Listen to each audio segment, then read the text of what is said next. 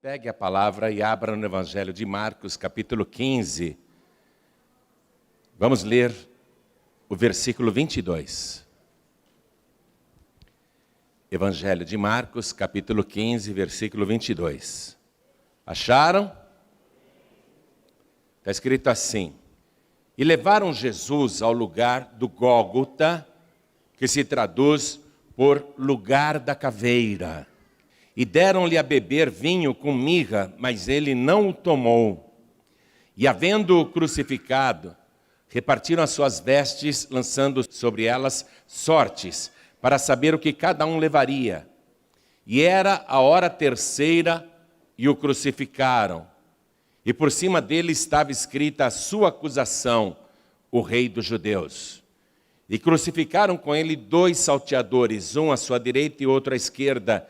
E cumpriu-se a escritura que diz, e com os malfeitores foi contado. Amém? Então eu quero reler aqui o versículo 22. E levaram Jesus ao lugar do Gólgota, que se traduz por lugar da caveira. Amém? Vou falar mais uma vez e toda a igreja repete em seguida. Vamos lá.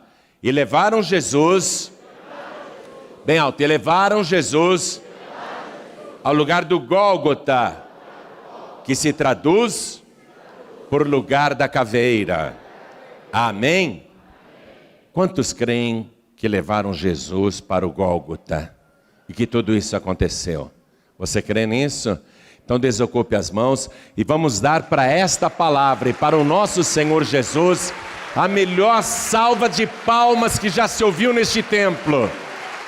A melhor salva de palmas que já se ouviu na cidade de São Paulo. A melhor salva de palmas que já se ouviu no Brasil. Aplauda mais, aplauda mais. Quer ver as palmas melhorarem? Abra a boca e diga glória ao teu nome, Senhor. Isso, aplauda e glorifique. Aplauda e diga glória, glória, glória, glória ao teu nome. Continua, continua, não pare. Você que está nos acompanhando à distância, junte-se a nós agora e glorifique a Deus conosco. Ele é digno de toda honra, de todo louvor e de toda glória. Isso, aplaude e glorifica mais ainda. Oh Pai querido, recebe o louvor de todo este povo. Não só o que está aqui, mas em toda parte tem alguém te glorificando. Abre o céu para receber este louvor. E derrama a tua bênção, a tua virtude, o teu poder sobre cada vida que te glorifica.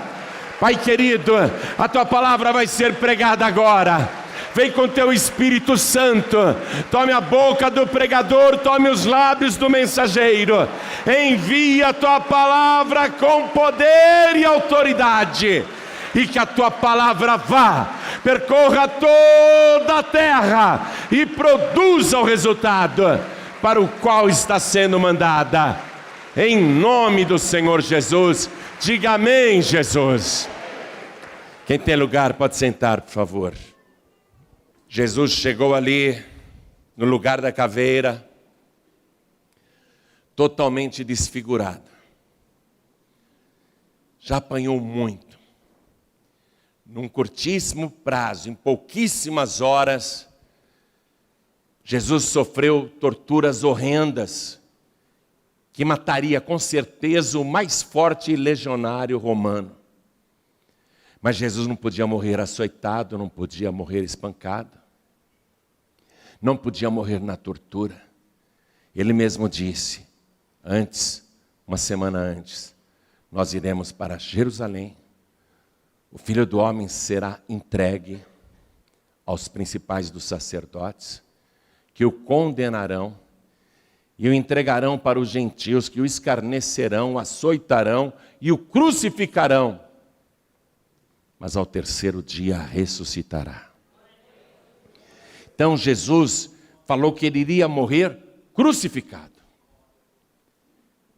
Eu vou morrer crucificado. Vou morrer na cruz. Então ninguém conseguiria matar Jesus. Ninguém. Ele mesmo já havia dito, ninguém tira a minha vida. Ninguém. eu espontaneamente a dou. Então Jesus Cristo chegou lá no lugar da caveira, totalmente desfigurado, arrebentado e já havia perdido muito sangue. Ele está vazando sangue desde ontem, no Getsemane, quando soou grandes gotas de sangue.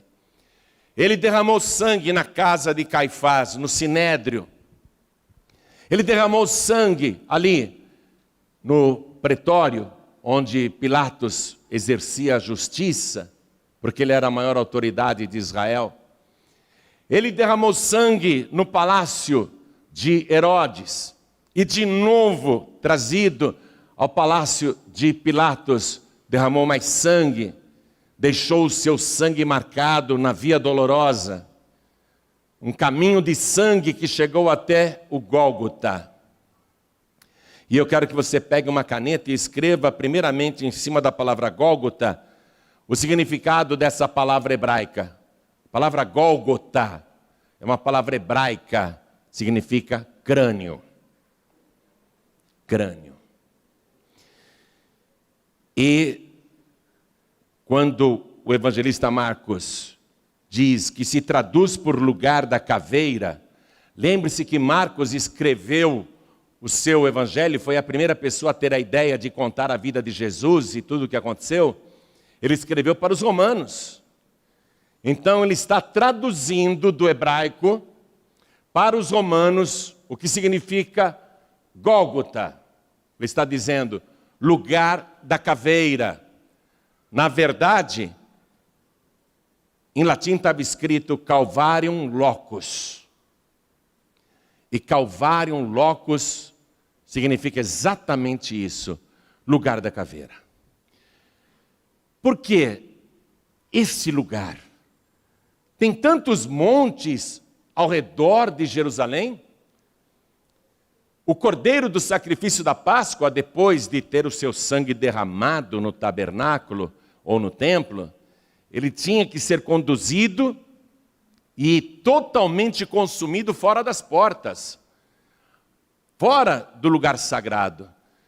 Jesus, depois de ter derramado tanto sangue, ele é levado fora das portas de Jerusalém. Mas tem tantos montes ali, tantos montes em volta. Aliás, o que mais tem ali é montanha. Por quê? Que antecipadamente os romanos, sem terem combinado nada com Jesus, espetaram a haste da cruz justamente no monte chamado Gólgota.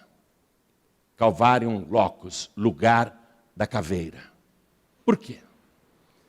Aliás, aquela cruz que estava espetada ali, a haste espetada no Calvário Locus, não era para Jesus. Era para um criminoso, era para um assassino, era para um ladrão. Ninguém imaginou que aquela haste iria receber Jesus Cristo. Então, não é acaso, não é uma série de acontecimentos descontrolados, mas tem um propósito. Tem uma haste espetada no crânio, um monte que tem o aspecto de uma caveira, tem profundidades na rocha que lembram as cavidades dos olhos, tem outros buracos na rocha que lembram as narinas de uma caveira, há outras cavidades naquele monte que lembra perfeitamente a arcada dentária de uma caveira. O monte é único. Não tem, fora de Jerusalém, nenhum outro monte com aquele aspecto tenebroso. O monte da caveira. O lugar da caveira. Se os romanos não estavam intencionados em crucificar Jesus ali, se a haste já estava preparada ali, e se aquele lugar da caveira era o lugar da execução naquela Páscoa, Quem estava controlando todos os fatos? E o que significava a haste espetada no crânio da caveira? A haste espetada no crânio da caveira. Aquela haste sozinha não significava nada. O que iria dar significado para aquele acontecimento era aquele homem todo ensanguentado que estava chegando, carregando uma haste, uma trave horizontal. E ele é deitado ali, no alto do Calvário, locus, e ele é pregado. Suas mãos são pregadas na trave horizontal. Pregam Jesus naquele madeiro, naquela haste, e ele está ali agora. Agora sim, agora tem um significado. Aqui está a caveira, a haste está espetada, tem agora uma haste também horizontal, e tem uma pessoa ali de braços abertos, sangrando, sangrando, sangrando. E o sangue dele é pura vida. Porque está escrito na palavra de Deus que a vida do nosso corpo está no sangue. O que representa essa caveira? A morte que entrou no mundo quando o primeiro ser humano desobedeceu a Deus. E o que representa agora esse sangue puro, esse sangue santo, esse sangue com vida de verdade sendo derramado sobre o crânio da caveira? Significa que a morte está sendo derrotada por aquele que é o autor da vida, aquele que tem poder até para ressuscitar os mortos.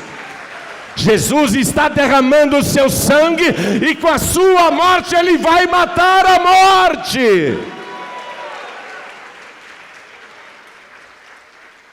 Então, a escolha daquele lugar não foi dos romanos, não foi de ninguém, foi do próprio Deus, foi do próprio Senhor Jesus. O Monte Calvário está até hoje lá. Se você entrar no YouTube, youtube.com/joanribe, você procura ali Monte Calvário, o lugar da crucificação de Jesus, e nós fizemos uma filmagem, lá você vai poder ver que apesar de ter passado já tanto tempo, ainda se percebe perfeitamente as feições da caveira. Então, continuando aqui. Lugar da caveira. Quando Jesus foi pregado ali, antes dele receber os cravos, tentaram anestesiá-lo. Tentaram fazer com que ele ficasse zonzo, e tão zonzo que não sentisse tanta dor, porque o ferimento seria brutal. Por isso que deram-lhe a beber vinho com mirra. Vinho com mirra, para ele ficar embriagado. Você sabe que antigamente, quando não havia anestesia, e alguém tinha dor de dente, precisava extrair um dente, eles faziam a pessoa beber bastante álcool, ou bebida alcoólica, porque a pessoa embriagada, ela não sente tanto a dor. E esse costume de inebriar a pessoa, entorpecer a pessoa, era usado em execuções. Vamos comigo aqui no livro de Provérbios, capítulo 31, versículo 6. Olha o que diz. Provérbios, capítulo 31.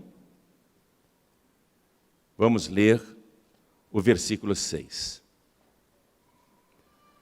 Dai bebida forte aos que perecem, e o vinho aos amargosos de espírito. Quer dizer que quando alguém estava para morrer, era costume dar bebida forte, para a pessoa não sentir tanto a morte, principalmente aqueles que estavam feridos mortalmente. Davam muita bebida, e eles, vem ali Jesus já muito ferido mortalmente, por causa da sessão de açoites, vai agora sofrer a dor da crucificação, e tentam anestesiar Jesus. Mas Jesus Cristo não quis beber. Você teria coragem hoje, ou esta semana, de chegar na sua dentista e falar assim: trata o meu canal, mas não precisa anestesiar? Hã? Não, mas vamos anestesiar para você não sentir dor. Não. Eu quero sem anestesia. Você teria coragem de fazer isso? Quem teria coragem, levante a mão que eu vou levar amanhã na minha dentista. Ela vai fazer de graça para você, porque essa eu quero assistir.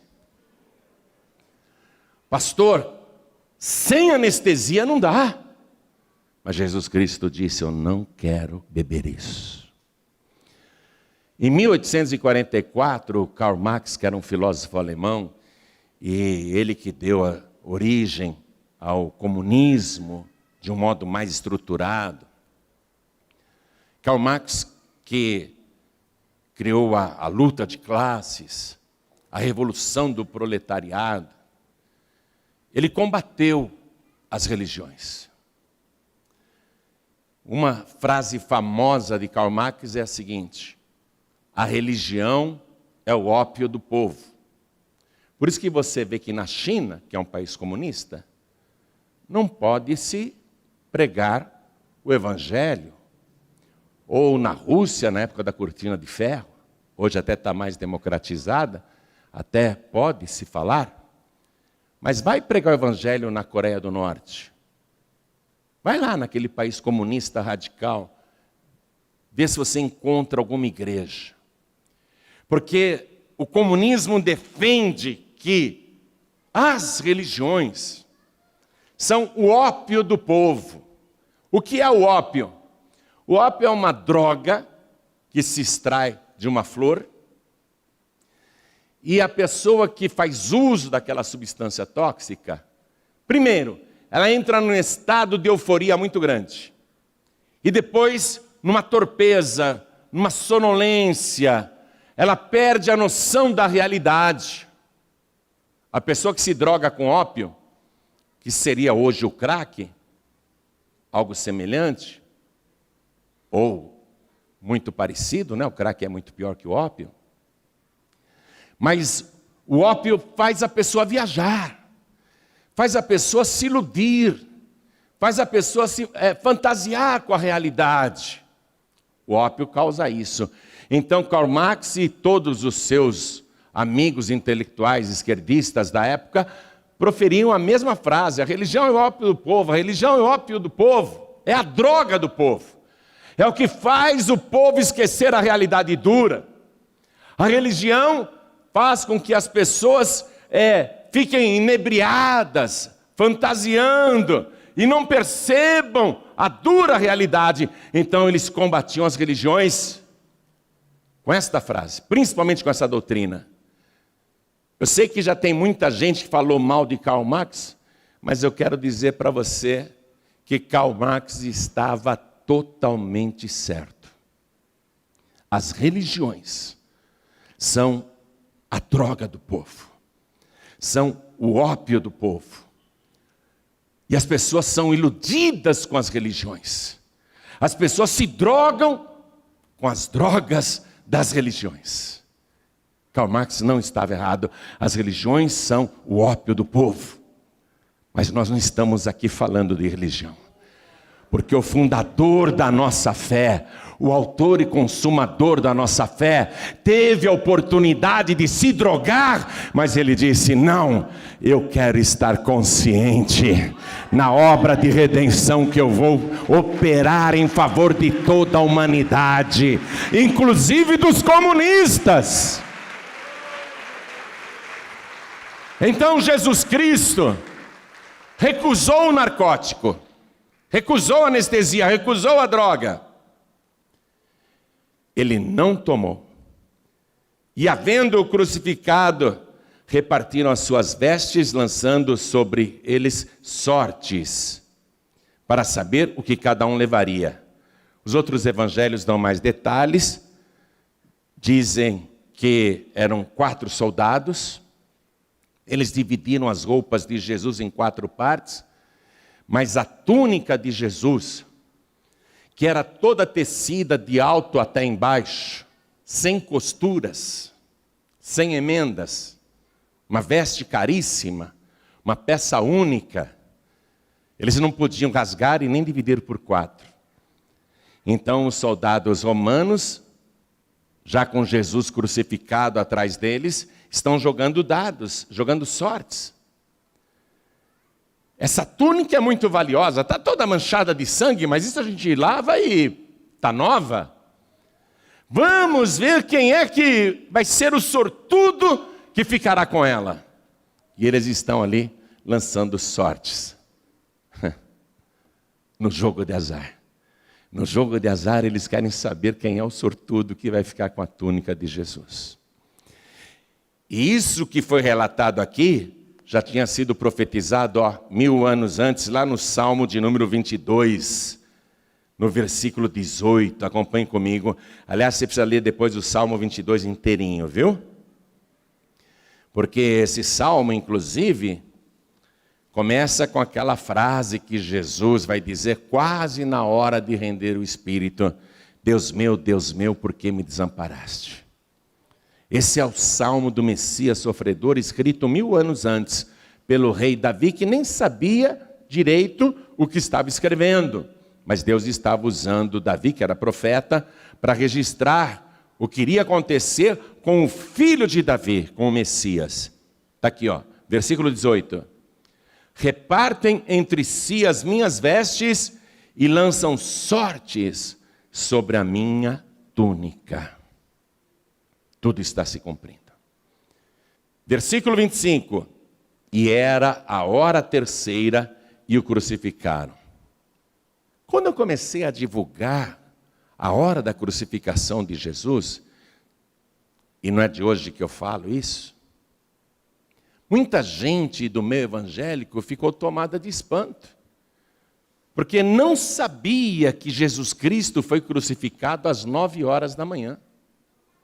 Porque o sistema de horas que havia naquela época, especialmente no Império Romano e também naquela parte do mundo, era assim: a primeira hora do dia era das 6 às 7 da manhã. A segunda hora do dia era das 7 às 8 da manhã. A terceira hora do dia era das 8 às 9 da manhã. Então Jesus Cristo, ele foi crucificado à hora terceira do dia. Foi crucificado como ele disse.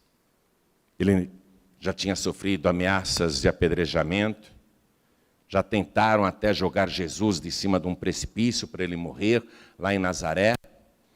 Ele não poderia morrer de nenhuma dessas maneiras. Nem por queda de um precipício, nem por apedrejamento, nem por açoitamento. Ele teria que morrer no madeiro. E não um madeiro qualquer, e é isso que eu quero que você entenda. Ele teria que morrer crucificado. Teria que ser uma cruz. Teria que haver ali 2 lenhos cruzados. Porque o nosso corpo, o corpo humano, é exatamente isso. Se você abrir bem os braços, você vai ver que nós somos exatamente isso. Uma coluna central e outra coluna horizontal. Jesus tinha que estar ali naquele rascunho do corpo humano, no madeiro que rascunhava o corpo humano, porque ele iria morrer por toda a humanidade. Na época de José, que era bisneto de Abraão, por volta mais ou menos de 1800 antes de Cristo, há uns 3.800 anos atrás, naquela época já se praticava morte no madeiro.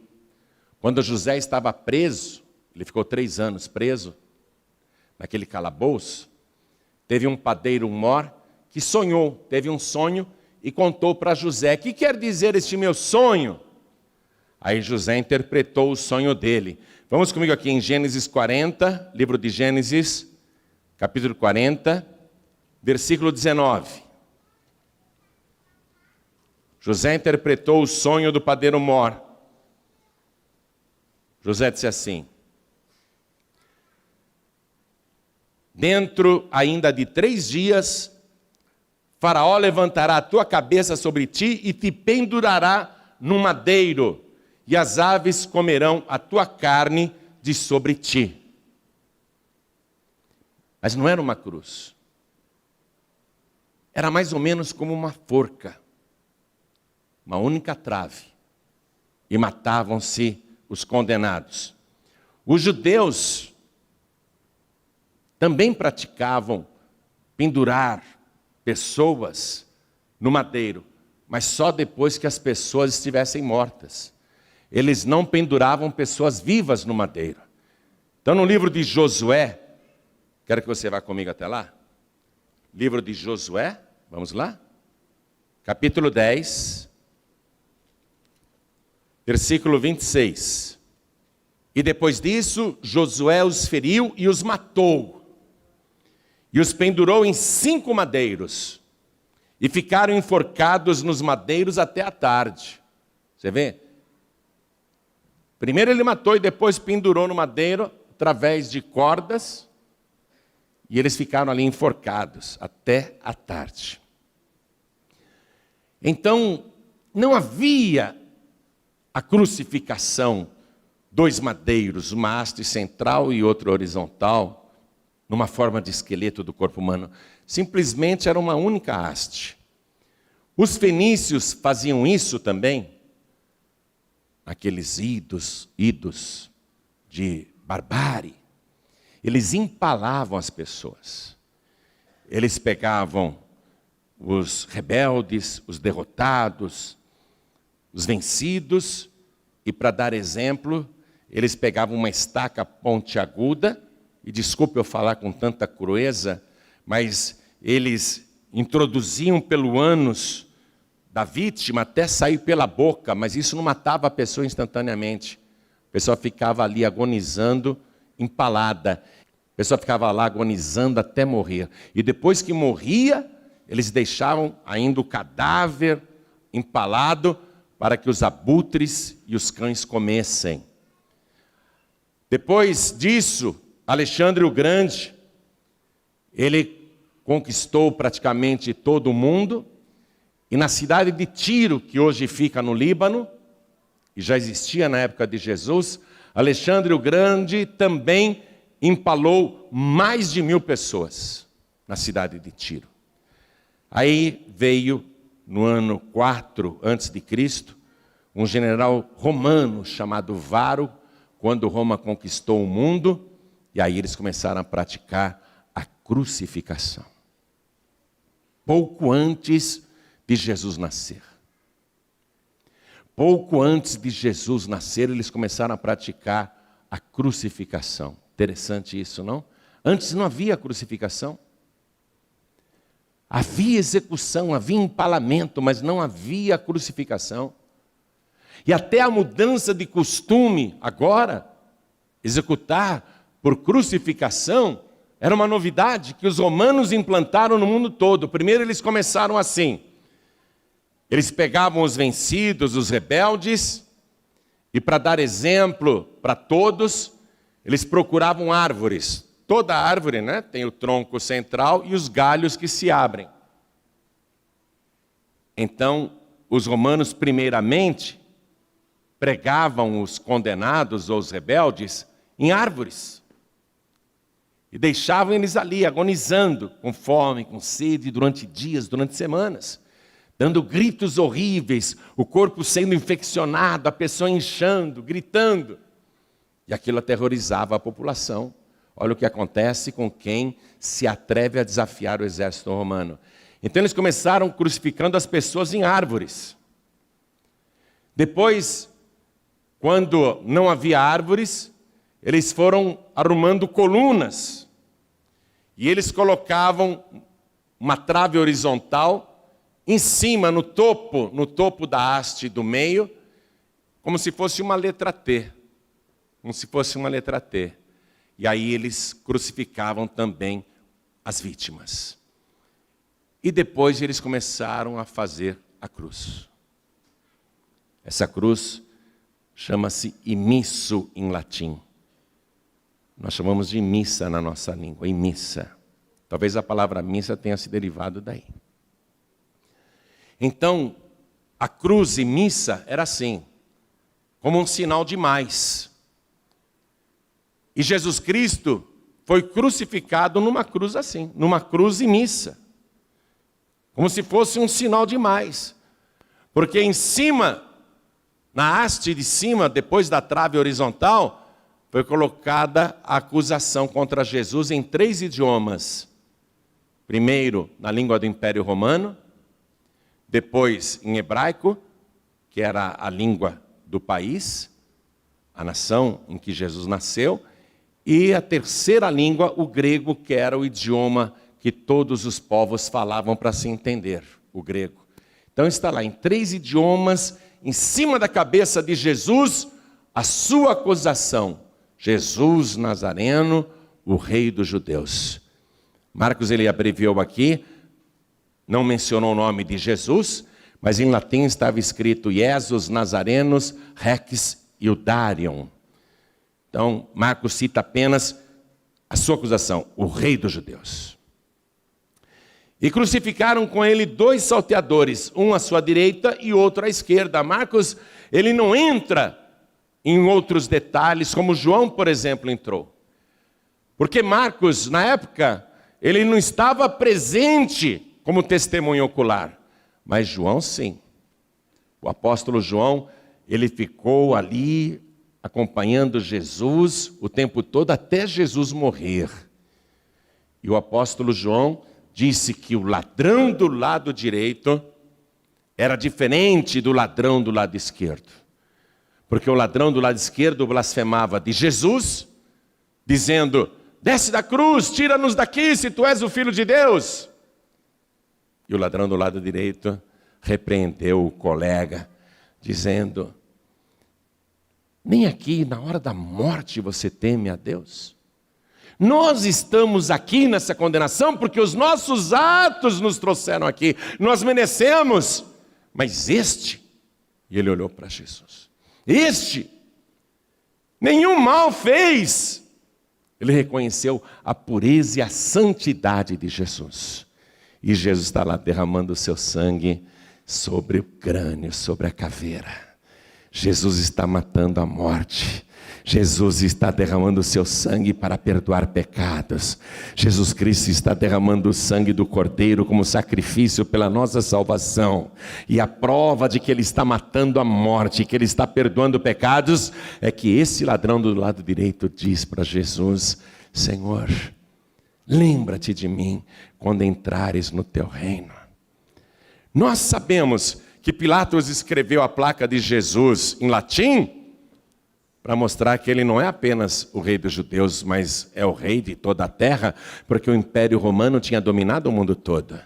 Escreveu em hebraico para mostrar que ele era também o rei dos judeus. Escreveu em grego para mostrar que ele era o Deus dos deuses, porque a Grécia tinha centenas e centenas de deuses pagãos, de falsos deuses.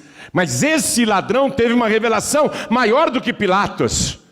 Jesus não é apenas o rei do Império Romano, não é apenas o rei dos judeus, não é apenas o rei dos gregos. Ele tem um reino celestial, um reino invisível. Esse ladrão teve uma revelação que o reino de Jesus não era deste mundo, e ele diz: lembra-te de mim quando entrares no teu reino. E Jesus, satisfeito, diz: em verdade eu te digo que ainda hoje estarás comigo no paraíso. Você acreditou que eu tenho um outro reino? Que eu sou o rei também do céu? Então tu estarás comigo ainda hoje no paraíso. Não apenas o rei de toda a terra, mas o rei do céu e da terra. E crucificaram com ele esses 2 salteadores, e cumpriu-se a escritura que diz: com os malfeitores foi contado. Vamos lá em Isaías capítulo 53, versículo 12. Já estou terminando, viu? Esse capítulo 53 é talvez o capítulo mais evangélico de todo o Antigo Testamento. Junto com o Salmo 22, com o Salmo 69, junto com outras revelações, Mas o capítulo 53 é detalhista. Fala da missão de Jesus. Fala de tudo. É impressionante a quantidade de profecias nesse capítulo 53. Mas eu quero só mostrar para você o versículo 12. Pelo que lhe darei a parte de muitos, e com os poderosos repartirá ele o despojo, porquanto derramou a sua alma na morte e foi contado com os transgressores, mas ele levou sobre si o pecado de muitos, e pelos transgressores intercedeu. Esse ladrão do lado direito é um pecador, e Jesus intercedeu por ele. Quando Jesus foi crucificado, ele também intercedeu pelos pecadores, cumprindo essa palavra. A primeira frase dele na cruz foi: Pai, perdoa-lhes, porque não sabem o que fazem. Jesus intercedeu por todos os pecadores e morreu por todos os pecadores, até pelos maus que o crucificaram. Os evangelhos esclarecem muitos fatos, muitos. Diz até sobre aquele momento em que Jesus, já morto, é ferido pela lança do soldado romano, e dali sai sangue e água. João disse: eu vi, eu estava lá, eu vi, eu que testifico, eu vi isso. Ele já estava morto, e quando o soldado tirou a lança, saiu sangue e água. Os rabinos judeus, eles ensinam que quando Moisés estava com o povo de Deus no deserto, e o povo reclamando que queria água, Deus mandou Moisés ferir a rocha, e os rabinos ensinam que Moisés feriu a rocha 2 vezes, que na primeira vez que Moisés feriu a rocha, saiu sangue, e na segunda vez saiu água, e Jesus é a nossa rocha, a rocha da nossa salvação. Os evangelhos falam muita coisa. Nesse momento em que ele foi vazado do lado do seu peito, a profecia diz: todos o verão, até aqueles que o traspassaram, os que furaram as mãos e os pés de Jesus, os que furaram o seu lado com a lança, todos esses um dia verão Jesus Cristo. Ele não é o ópio da religião. Jesus não é uma ilusão. Jesus Cristo não é uma fábula, não é um conto, não é uma lenda. Jesus Cristo é o Filho de Deus Todo-Poderoso, nascido no ventre puro e imaculado da bem-aventurada, da agraciada Maria. A mulher que todos nós chamamos de bem-aventurada, e que todas as gerações continuarão chamando Maria de bem-aventurada. Jesus é o filho de Maria, a semente da mulher. Jesus é aquele que está cumprindo a profecia que Deus disse lá no jardim do Éden para a serpente: eu vou colocar entre você, serpente, e a mulher uma inimizade. Porém, inimizade entre a tua semente e a semente da mulher. Tu, serpente, lhe ferirás o calcanhar, mas ele te ferirá a cabeça. E a cruz de Cristo está aqui, ó. Ele que é a semente da mulher, gerado pelo Espírito Santo de Deus. Ele está sobre o crânio, ele está sobre o Calvário Locus, ele está matando a morte, ferindo a cabeça. Esse Jesus não é uma ilusão, não é uma lenda, não é uma fábula. Esse Jesus é o pão vivo que desceu do céu. Ele disse que iria dar o seu sangue e a sua carne. Bem-aventurados aqueles que compreendem isso. Ele disse: o meu corpo verdadeiramente é comida, e o meu sangue verdadeiramente é bebida. Quem come a minha carne e bebe o meu sangue tem a vida eterna, e eu ressuscitarei no último dia. Jesus não é uma fábula, não é uma lenda. Ele é o pão vivo que desceu do céu. Ele é a ressurreição e a vida. Ele é aquele que era, que é e que há de vir. Ele é o Todo-Poderoso. Jesus não é uma religião. Jesus não é uma religião. Jesus é uma pessoa viva, uma pessoa que morreu, é verdade, mas ele matou a morte e ressuscitou no terceiro dia. O Evangelho nos diz que todos os que são de Cristo um dia terão seus corpos transformados à semelhança do corpo de Cristo. Um corpo que não morre nunca mais. Um dia ele vai chegar nas nuvens dos céus, e esse dia está mais perto do que nunca. E ele vai espalhar os seus anjos nos 4 cantos da terra em oculto. Nem satélite vai conseguir detectar. Milhões e milhões de anjos espalhados por todo o planeta Terra. E aí Jesus vai dar a ordem: toquem as trombetas. E eles vão começar a tocar as trombetas. E os que morreram em Cristo, onde estiverem, ressuscitarão com o corpo glorificado, e serão os primeiros a subir para encontrar o Senhor nos ares. E em seguida, nós, diz o Evangelho, nós, os que estivermos vivos, seremos transformados num abrir e piscar de olhos, à semelhança dele, e raptados da terra em altíssima velocidade, e encontraremos o Senhor Jesus nos ares, e assim estaremos para sempre com o Senhor. Jesus não é uma ilusão, Jesus não é uma droga, Jesus não é o ópio, Jesus não é uma religião. Entenda isso. Jesus não é uma religião, Jesus é uma pessoa. Ele disse: eu sou o caminho, a verdade e a vida, e ninguém vem ao Pai a não ser por mim. Jesus é a pessoa que abre o caminho para você subir aos céus. Por isso que quando ele morreu, ele deu um brado muito alto. Ele deu um brado, um grito altíssimo: Pai! Nas tuas mãos eu entrego o meu espírito. E ele tombou a cabeça e aconteceu um grande terremoto.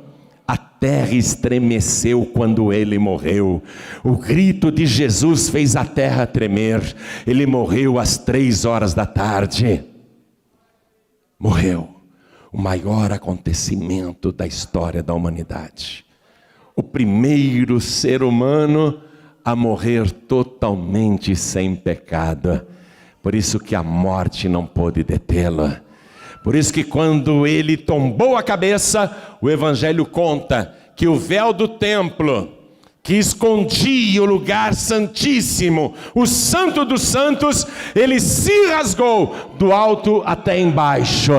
Deus, o Pai, rasgou a veste e eliminou a barreira que havia, o mistério que havia entre o ser humano e Deus.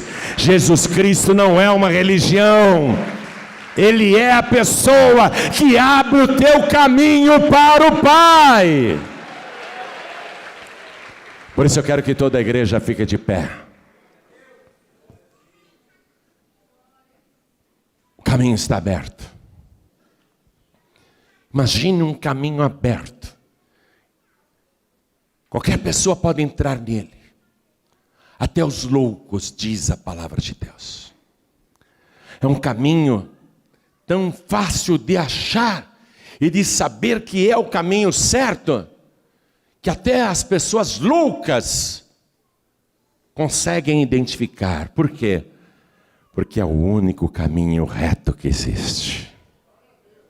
Mas é um caminho estreito, e até isso ajuda na identificação. É o único caminho reto. Os outros caminhos que oferecem para você são tortuosos demais. Tem muitas curvas, tem muita subida, tem muita descida. Me perdoe, mas o caminho que o Espiritismo te oferece, primeiro você desce, depois você sobe, aí depois de um tempo você desce de novo, aí sobe outra vez em outra vida, e vira para lá, vira para cá, uma hora vem como homem, outra hora vem como mulher. Meu Deus do céu, que caminho cheio de curvas, que caminho torto. Você tem que ficar encarregando familiares para que depois da tua morte acendam velas e paguem missas e missas para você sair do purgatório. E eles nunca dizem quando você vai sair do purgatório. É um caminho muito torto, muito obscuro, muito difícil. As religiões são o ópio do povo. Karl Marx estava certo. Jesus não é o ópio. Jesus não é uma religião. Ele é o caminho, a verdade e a vida. É o caminho que te leva à glória. É um caminho tão rápido, tão certo, tão tranquilo, que até aquele ladrão do lado direito achou na hora. E é um caminho rápido de chegar. Ainda hoje estarás comigo no paraíso. Você não vai ficar 1000 anos no purgatório, 2000 anos no purgatório, 1 milhão de anos no purgatório, hein? Aí acabou o dinheiro dos descendentes, ninguém lembrará de você daqui a 3, 4 gerações. Qual que era o nome do teu tataravô? Me fala aí. Qual que era o nome da tua tataravó? Fala aí. Você nem sabe. Coitados, estão lá no purgatório, esperando parentes acenderem velas. E as velas não serão mais acesas, eles estão em escuridão. Mas Jesus Cristo é a luz do mundo. Quem me segue não andará em trevas, disse ele. Jesus é o caminho iluminado, é o único caminho que tem luz. É fácil de ver, é fácil de achar. Eu te disse que nesse caminho estreito só dá para andar uma pessoa. Eu não posso andar com mais ninguém aqui, sabe por quê? Porque é pessoal. Sou eu que entro nesse caminho e vou seguindo as pegadas de sangue de Jesus. E eu olho para frente e vejo Jesus andando e me conduzindo ao caminho da vida eterna. Só você pode decidir entrar nesse caminho. Eu não posso, eu queria tanto pegar o meu filho aqui pelo braço e dizer: vem meu filho, vem comigo, vamos andar juntos aqui nesse caminho. Mas não dá. Não dá. Eu gostaria de pegar os parentes que não são convertidos, pegar pelo braço e falar: anda aqui comigo nesse caminho, vem aqui do meu lado, vamos andar. Mas não dá. Porque nesse caminho só dá para caminhar uma pessoa, ele é estreito demais. Eu não consigo ter ninguém do meu lado, a salvação é pessoal. Agora eu posso mostrar o caminho. Eu mostro o caminho, esse é o caminho. Esse é o caminho. Jesus é o caminho, a verdade e a vida. Entra nesse caminho. Esse caminho é iluminado, esse caminho é estreito, esse caminho é reto. Olha como esse caminho é diferente. É o único que sobe direto para o céu. Não tem como errar. Não tem como se perder. E você chega ali rapidinho. Você está achando que você vai morrer e ficar dormindo no pó da terra até o dia do juízo final, é? Como ensinam aí as testemunhas? Você está achando que você vai ficar lá dormindo, esperando o juízo final, é? Teu corpo fica no pó da terra. Teu corpo pode até desaparecer. Mas a realidade é essa. Jesus disse ao ladrão: ainda hoje. E era sexta-feira, hein? Sexta-feira, quase 3 horas da tarde. Faltam mais ou menos 3 horas para sexta-feira acabar, segundo a maneira dos judeus contarem o dia, porque o dia termina para o judeu quando o sol se põe. Quando o sol se põe, já vai começar o sábado, o Shabá. E Jesus diz para ele: ainda hoje estarás comigo no paraíso. Quando aquele ladrão morreu, não precisou pegar uma fila, uma senha, ficar esperando alguém chamar o nome dele. Porque quando ele entregou a vida para Jesus ali na cruz, o nome dele já foi escrito no livro da vida do Cordeiro. Ali ele passou da morte para a vida, porque a morte já estava morta. Por isso, é na hora. Você entrega a vida para Jesus, o teu nome é escrito no livro da vida. Se você perseverar nesse caminho e morrer repentinamente, seja por que causa for, fique tranquilo, fique tranquila. Nem bem o teu corpo caiu no chão e a tua alma estará nos braços do Senhor Jesus, no paraíso de Deus. Não tenha medo. Não tenha medo. Ele ressuscitou para provar isso. Ele ressuscitou que tem domínio sobre a morte. E todos que são de Cristo e creem nele, passaram da morte para a vida. Eu não posso mais morrer, eu estou tranquilo. Eu estou dando um tempo aqui nesse planeta, esperando só o dia da minha partida, seja pela minha morte, não sei quando se dará. Se depender de mim, eu quero viver até os 130, vou estar velhinho pregando o evangelho. Não, velhinho já estou, né? Eu vou continuar velhinho pregando o evangelho, espero viver até os 130, mas se não for isso, eu estou tão tranquilo. Nada mais me atemoriza. Não tenho medo da morte, porque a morte já foi derrotada pelo autor e consumador da nossa fé. A morte já foi morta, a morte já foi vencida. Quem é de Jesus passou da morte para a vida. Por isso, o que eu estou te trazendo aqui é uma mera repetição dos ensinamentos de Jesus. Estou simplesmente retransmitindo as coisas que ele ensinou. Não estou inventando nada, não estou acrescentando nada. Só estou te mostrando, o caminho é esse. Eu estou nele, quer entrar? Quer entrar? Fica atrás de mim então, porque eu já estou na tua frente. Eu estou a muitos passos na tua frente. Mas vai atrás, porque do lado não dá. Do lado não dá. E quando você entrar nesse caminho, você vai ter vida de verdade. Pode dizer adeus às depressões, tristezas, medos, amarguras, complexos, fobias. Quando você entrar nesse caminho, pode dizer adeus aos sentimentos de culpas e remorsos por coisas erradas que fez nesta vida que você levou até hoje. Pode dizer adeus a tudo isso, porque o sangue de Jesus te purifica de todo o pecado.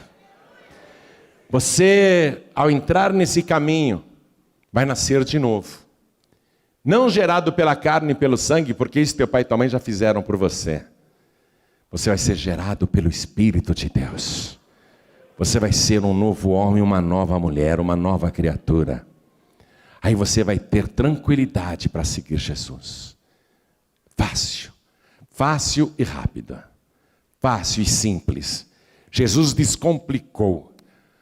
O padre Martinho Lutero tinha o sonho de ir para Roma. E ele saiu da Alemanha todo contente. Vou para Roma. Vou para Roma. Ficou todo feliz, coitado. Em Roma ele só viu o comércio da fé. Ele viu uma fila enorme e se informou: que fila é essa? Ah, essa fila é para você ver a cabeça de João Batista, o crânio de João Batista. Porque Herodes cortou a cabeça dele. E você vai ver o crânio de João Batista. E quando você vir o crânio de João Batista, você vai ganhar 500 anos de perdão no purgatório. Aí o Martinho Lutero, padre, pegou a fila, esperou. Quando finalmente chegou, era uma caveira numa redoma de vidro, em cima de uma haste. Aí ele se ajoelhou: vou ficar livre de 500 anos de sofrimento no purgatório. Um padre ali puxou ele, levanta! Você já ganhou os teus 500 anos. Próximo.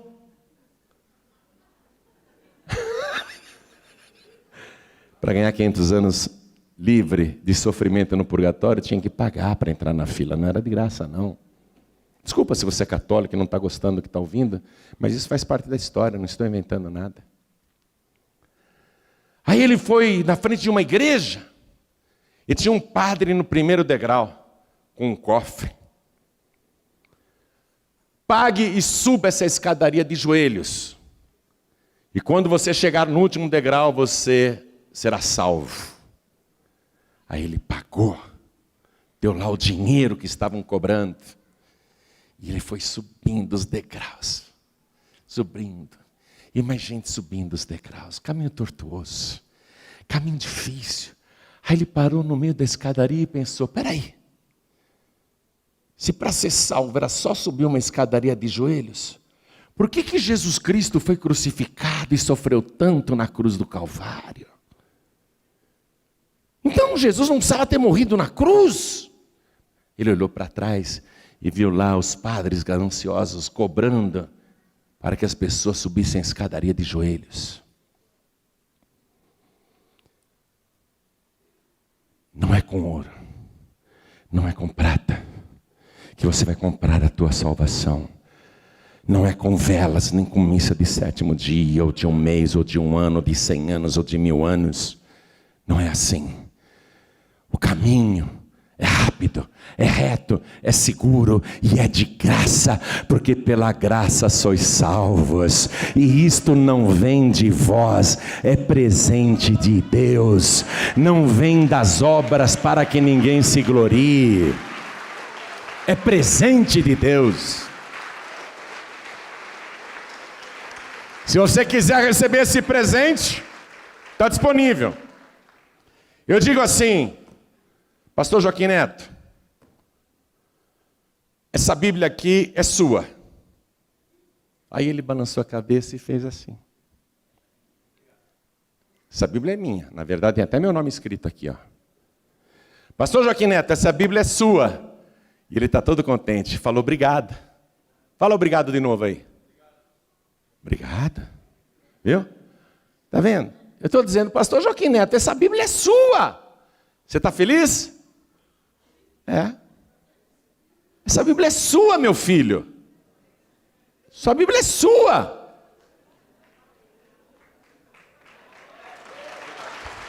A salvação é presente de Deus. Entendi. A salvação é presente de Deus. Deus já te deu. Você só recebe se vier buscar. Porque Deus amou o mundo de uma tal maneira que deu o seu Filho unigênito, para que todo aquele que nele crê não pereça, mas tenha a vida eterna. O Pai te deu Jesus.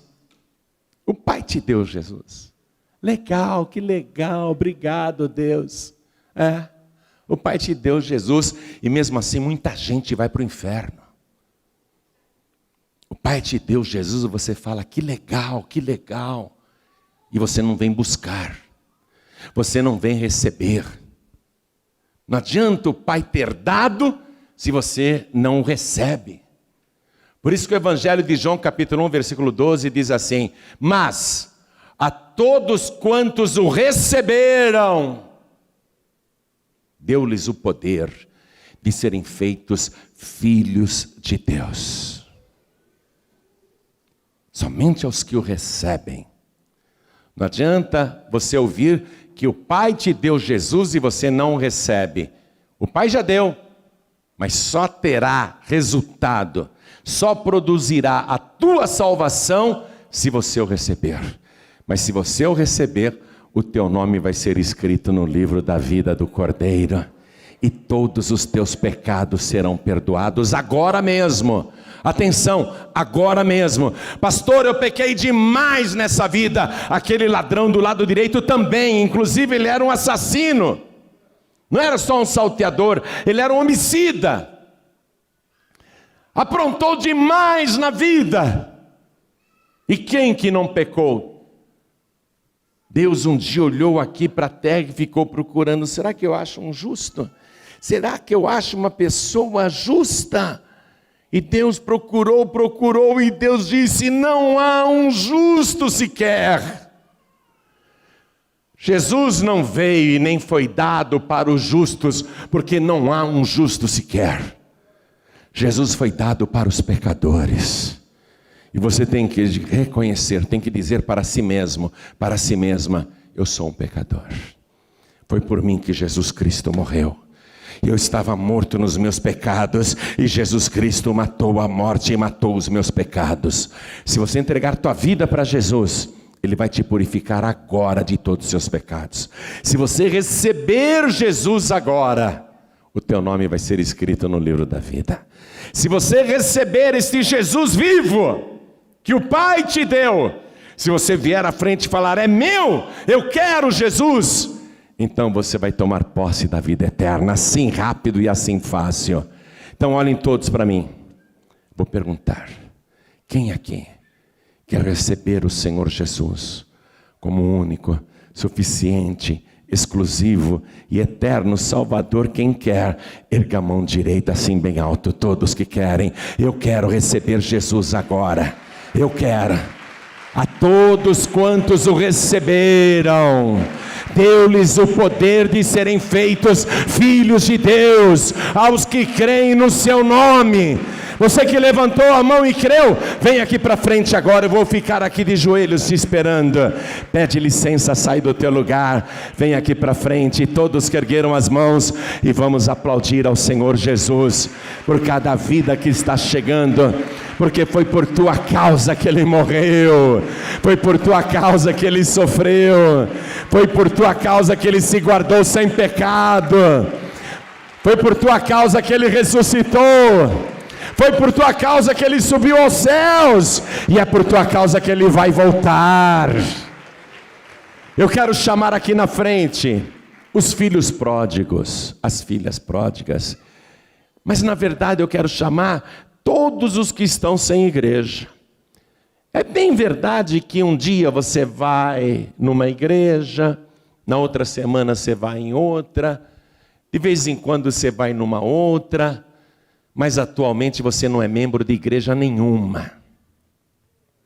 Eu quero chamar todos os que não são de igreja nenhuma. Vem aqui para frente que eu quero ligar você na igreja de Cristo. Não vou ligar você em religião, não vou ligar você em denominação, eu vou ligar você em Cristo agora. Todos que não têm igreja, vem aqui para frente e vamos aplaudir mais ao Senhor Jesus. E eu quero chamar todos os que se sentem fracos na fé e pensam até em desistir. Pastor, eu não estou aguentando seguir as pegadas de Jesus. Às vezes eu saio do caminho estreito e vou para o caminho largo, eu erro, aí eu fico triste, eu fico arrasado, arrasada. Eu quero seguir Jesus direito, eu quero andar no caminho reto, mas eu estou com dificuldades. Vem aqui para frente, todos que se sentem assim, porque nós vamos orar, e hoje o sangue de Jesus vai purificar a tua fé, e você vai voltar para a tua casa renovado, renovada. Isso, vem, vamos aplaudir ao Senhor Jesus. Vamos aplaudir mais, igreja. Quero falar com você que está ouvindo esta mensagem à distância. Talvez você esteja em casa, no trabalho, na penitenciária, no hospital, na academia, na caminhada, ouvindo a mensagem aí, no radinho, no celular. Talvez você esteja dentro de um trem, de um metrô, do busão, do comboio, da lotação, da van, mas está ouvindo a mensagem. Aonde você estiver, quer entregar a vida para Jesus? Responda aí, porque Deus está te vendo. Você que está à distância, Deus está te vendo e te ouvindo. Quer entregar a vida para Jesus? Então fala para Ele: sim, eu quero. Eu quero receber Jesus como meu único, suficiente, exclusivo e eterno Salvador. Quem está ouvindo à distância, se for possível se ajoelhar, ajoelhe-se aí ao lado do rádio ou ao lado do computador. Você que está assistindo pela TV, se ajoelhe ao lado do teu televisor. Você que está assistindo esta mensagem agora ao vivo pelo facebook.com/joanribe, se ajoelha aí ao lado do teu computador. Você que está assistindo pelo YouTube agora ao vivo, se ajoelha aí ao lado do teu computador. Quer entregar a vida para Jesus? Faça isso agora. Faça isso já. E todos vocês que vieram para frente, parabéns. Parabéns porque vocês creram. Vamos nos ajoelhar? Vamos nos ajoelhar diante do altar? Coloque a mão direita sobre o teu coração e quem está à distância também faça isso. Quem está ouvindo de longe e creu na pregação, faça isso também. E com a mão direita sobre o teu coração, ore assim comigo. Ore comigo. Meu Deus e meu Pai. Ore com fé. Meu Deus e meu Pai. Eu ouvi a tua santa palavra. E peço ao Senhor que me receba agora.